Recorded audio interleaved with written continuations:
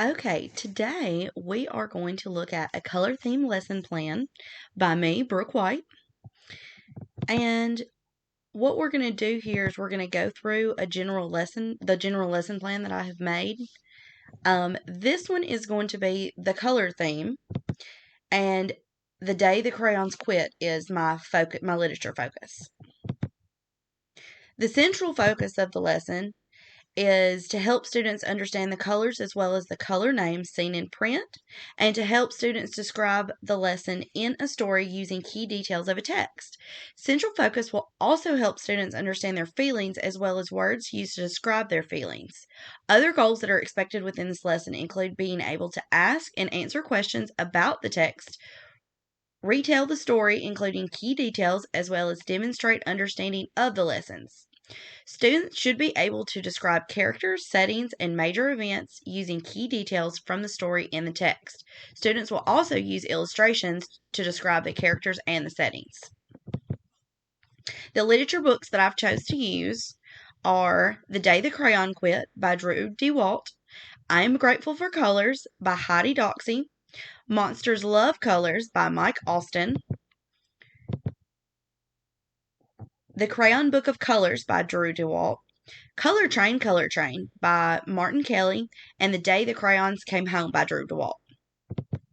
I think it's very important to explain to the students why we're doing something. So I just came up with this little statement for the kids. It says, "Today, friends, we are going to read a story titled The Day the Crayons Quit. It is a fictional story about a boy named Duncan and how one day all of his crayons decided to quit coloring for him. As we read the story, make sure you pay close attention to why the crayons quit and what Duncan did to make them come back." So I would just make that statement to the students before we read the book. The I can statement is I can retell a story including key details using a strategy. I can ask and answer questions about key details in text. These are going to go along with my goals and also my core standards, which are R1 or RL1, RL2, RL3, and RL7.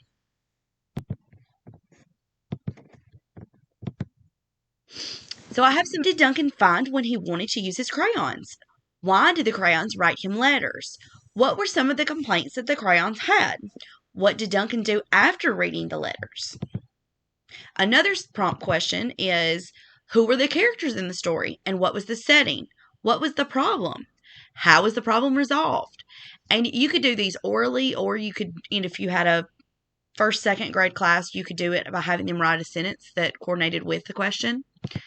I also have retell the story using key details from the text, create a timeline of the important events to retell the story. I think all of these questions are great ways to show their comprehension of the story. So for our opening activity, we are going to use the listening strategy where we use puppets to retell the story. So what we're going to do is we're going to have these statements, and they're going to glue them to the correct popsicle stick that coordinated with the color in the book. So if you read the book the first time, and then they get an understanding of what colors are coordinated with which ones, then they can do the popsicle stick, and you can reread the story, and then have the students hold those up and use as a listening strategy. And you can also have them use them in small groups to put together a story on their own and present it to the class. They can build edible necklace with colored Cheerios to build on the color lesson. This helps them to assess color knowledge as well as building patterns. I would have them start with a string and give them a small bowl of colored Cheerios or Fruit Loops. They can then place them in the color pattern and string them onto the necklace.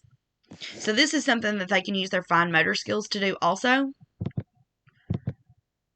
The next thing that we would do would be creating a storyboard to talk about our feelings. So in the book, each color has a different problem that they have faced, and then the face they're making in the story. So having the students go through and actually acknowledge those on paper in front of the entire room helps them to have a better understanding about what each color felt.